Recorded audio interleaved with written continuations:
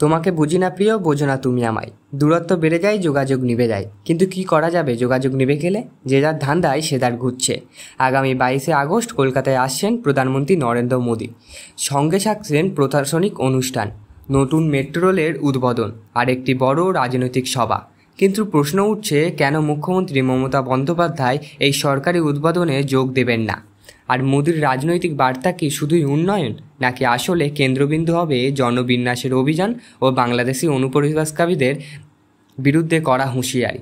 আজকের ভিডিওতে আমরা বিশ্লেষণ করব মোদির নতুন ঘোষিত ডেমোগ্রাফিক মিশন, তৃণমূলের তীব্র প্রতিক্রিয়া এবং রাজনৈতিক প্রভাব। চলুন একটু ঘুরে আসা যাক 15ই আগস্ট। রেড ফোর্ট থেকে মোদির ঘোষণা করলেন একটি উচ্চ ক্ষমতাসম্পন্ন ডেমোগ্রাফিক মিশন।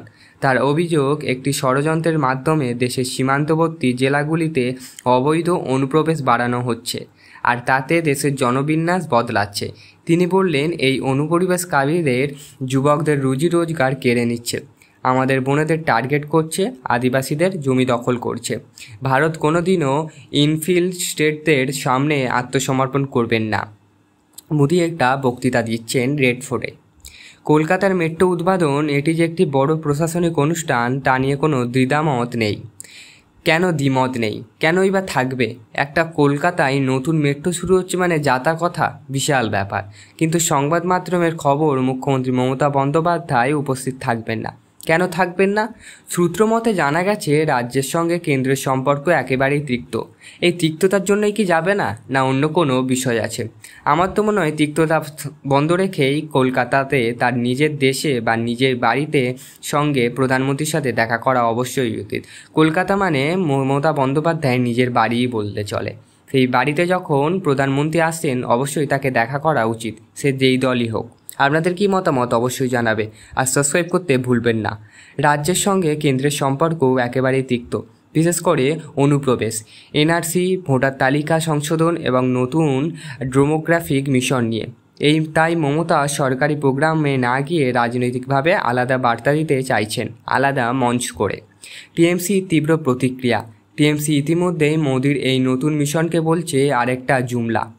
রাজ্যসভার ডেপুটি লিডার সাগরিকা ঘোষ বলছেন, 2014-এর ম্যানিফেস্টোতে বিজেপির প্রতিশ্রুতি দিয়েছিল অবৈধ অনুপ্রবেশকারী বন্ধ করবে।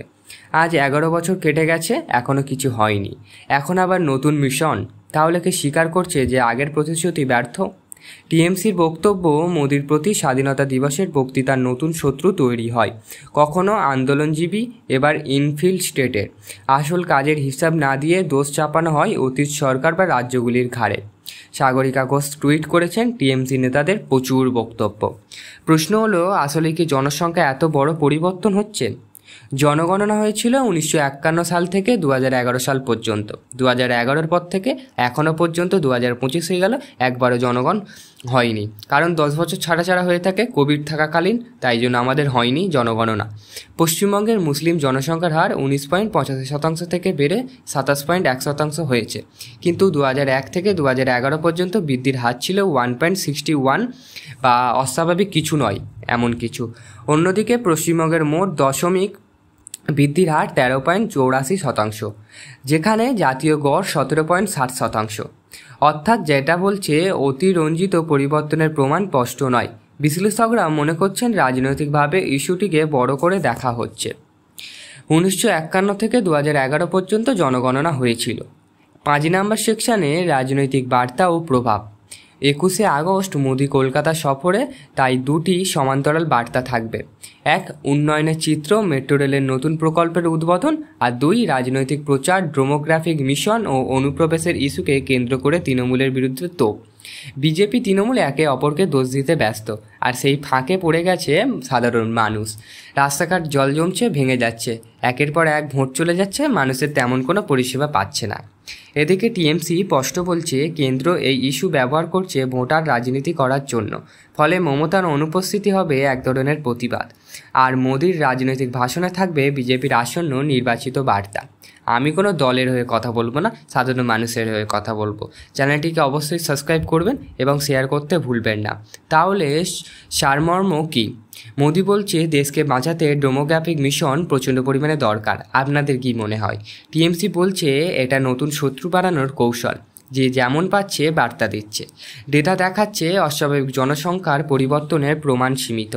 প্রশ্ন হলো 21শে আগস্ট কলকাতার সভা থেকে মোদির কি নতুন বার্তা দেবেন, আর তাতে রাজ্য রাজনীতির কি নতুন সমীকরণ তৈরি হবে? আপনার কি মনে হয়, এটি কি নিরাপত্তার জন্য প্রয়োজনীয় পদক্ষেপ নাকি ভোটারমুখী রাজনীতি? নিচে কমেন্টে জানাতে ভুলবেন না।